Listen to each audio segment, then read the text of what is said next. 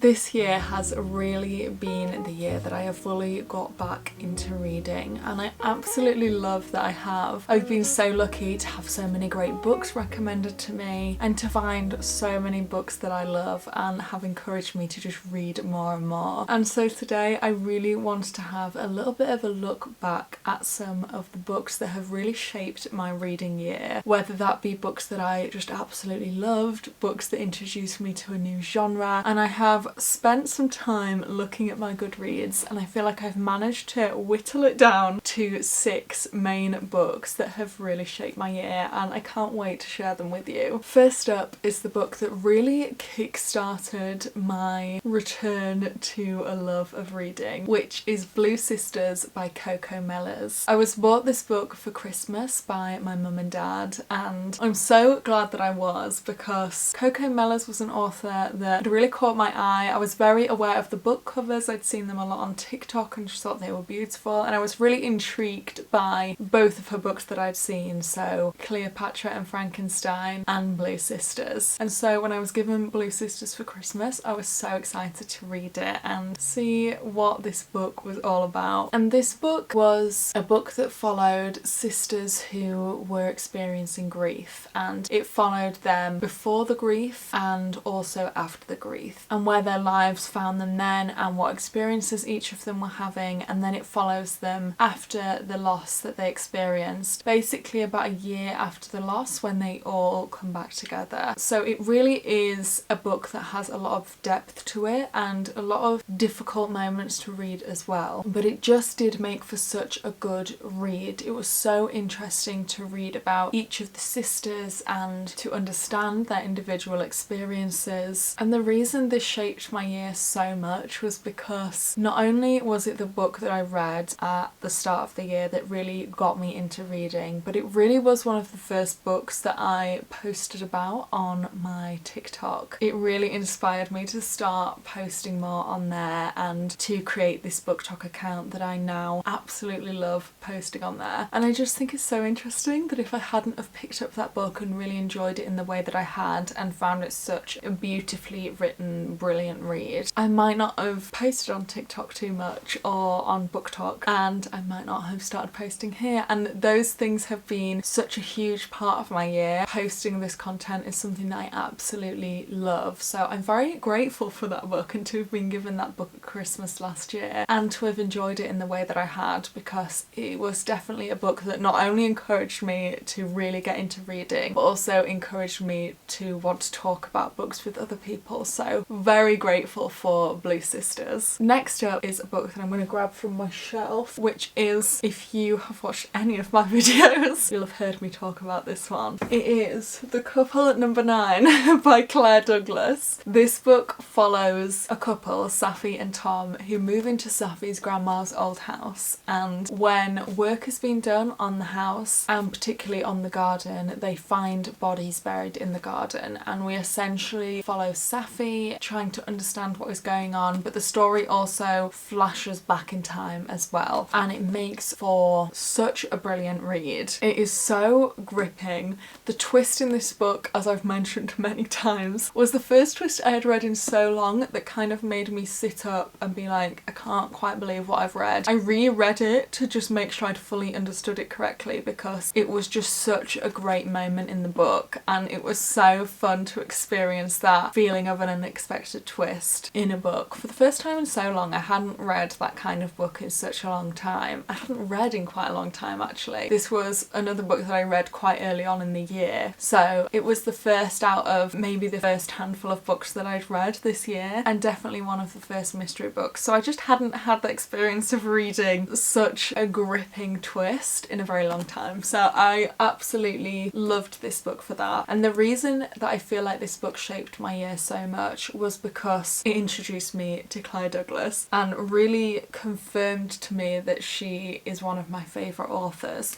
I now have quite a few of her books sitting on my bookshelf. I think I'd read The Women Who Lied by Claire Douglas before this, and I'd really enjoyed that. But this book just really confirmed to me, because of that moment and that twist that I spoke about, that Claire Douglas is just one of my favourite authors. This is a book that I feel like I've recommended the most this year. It's a book that I have given spoken to many people in my life, my sister, my dad, my nan, my mum. I feel like I've recommended this book to so many people, and I've given this copy of the book to so many people because I just really enjoyed it. So if you've not read this book, I can't recommend it more because, well, in fact, I don't think I could recommend it more. I talk about it all the time, but just generally it is such a good book. So if you haven't read this one, 100% recommend.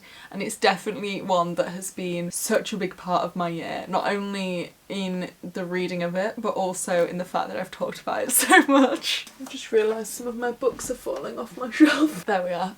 Next up is a book that I thought was on my shelf, but I've just realised I have actually lent this book out. It is The Nightingale by Kristen Hanna. This book follows two sisters in France in World War II, particularly around the time that Germany occupied France. It is a historical fiction, and the reason that it shaped my year so much was because it was the first historical fiction that I've ever read, and historical fiction, I would now consider that genre one of my favourite genres. I've read a few more historical fiction since then. I'm currently reading a historical fiction. I just absolutely love this genre, and I feel like this book and Kristen Hanna in general as an author, because I've also read The Women by Kristen Hanna, have really introduced me to a new genre that I'm now fascinated by. I really love reading a book that, of course, is a fiction, but it's set in the kind of historical reality of what was going on at the time. It is so interesting to learn more in that way through these stories. I think one of my favourite film genres is kind of a based on a true story film. I have always loved those kind of movies, and so I'm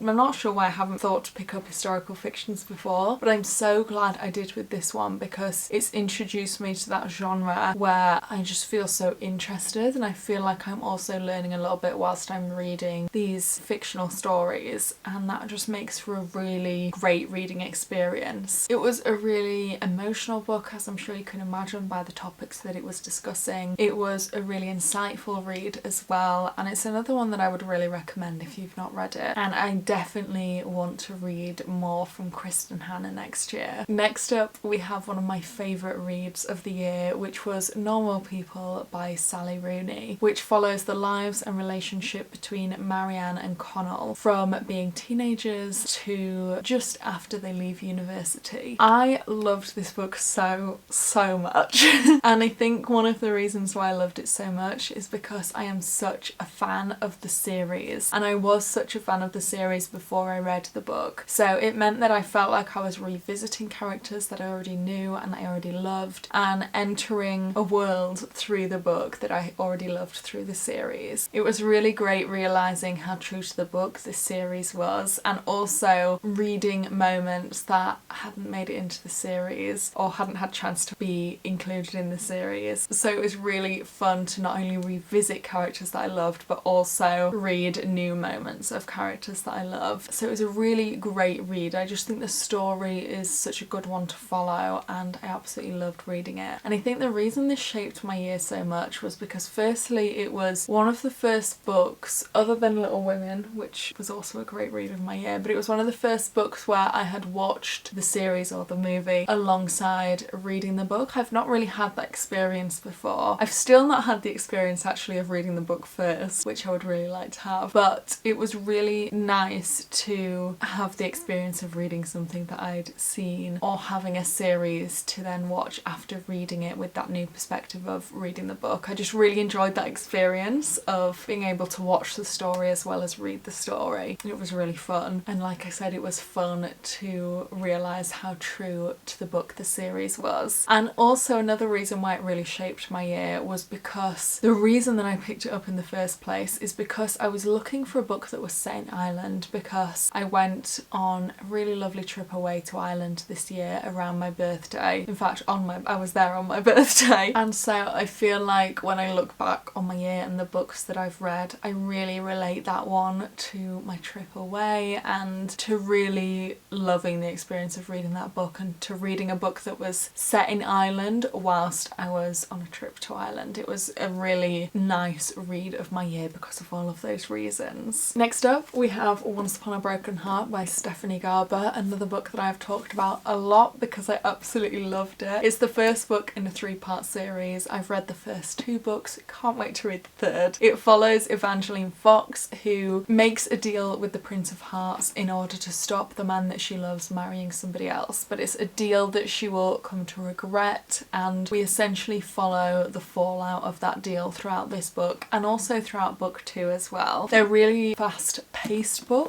and the reason why this was such a big part of my year in terms of my reading was because it was the first fantasy book that I have ever read. I've always kind of shied away from fantasy books, I guess is the way to say it, because it's a genre that I haven't really dived into, and sometimes I thought I'd try a fantasy book and then maybe find it a little bit too confusing and not stuck with it. And all of those books were probably great books if I'd got into them, but I just always reverted back to genres that I know and love. But this book was really great. It was a great introduction to the fantasy genre because it was immediately really easy to understand, and the fantasy elements were introduced in a way where they were very naturally explained because certain characters in the book needed them explaining. So it didn't feel like you were playing catch up with trying to understand the fantasy world that it was set in and the rules that happened within this world. It felt like you were learning alongside the characters, and because of that it just felt like a very natural part of the story to read and a really great introduction to the fantasy genre. I now feel a bit less daunted by the genre in general and feel like I could pick up other fantasy books and kind of understand the world building that has to happen and feel a bit more able to digest that. And this book was just such a great introduction to fantasy. It was so gripping and a great plot as well. So much happened in the first 2 books, and the second book in particular was just so fast paced. I absolutely loved it. So if you're looking to get into the fantasy genre, I think this book and this series is 100% a great place to start. And finally, a book that has really shaped my year is A Good Girl's Guide to Murder by Holly Jackson. This book follows our main character Pippa, who sets out on a school project, and she decides within this project to cover a murder case of her local town, which is a case that has now been closed, but she doesn't really believe the outcome of the case and who everybody thinks is the murderer. She doesn't quite think is the murderer, or she definitely thinks there's more to the story. So she sets out and investigates this case as a part of this project. And the reason this shaped my year so much was because it was my first 6-star read. It was a book that came highly recommended to me. It was one that I was really looking forward to reading because I had heard so much about it, and it was so nice to be excited to start a book and for it to well and truly meet my expectations. It, like I said, was my first 6-star read of the year. First 6-star read ever, actually. One and only 6-star read. I just absolutely loved this. And a huge part of the reading experience was also the audiobook, which was incredible. I could not have loved that audiobook more because the book has so many different writing elements. So it has kind of production logs or phone calls or newspaper articles. All of those were given their own production element within the audiobook. So when I immersive read with this book,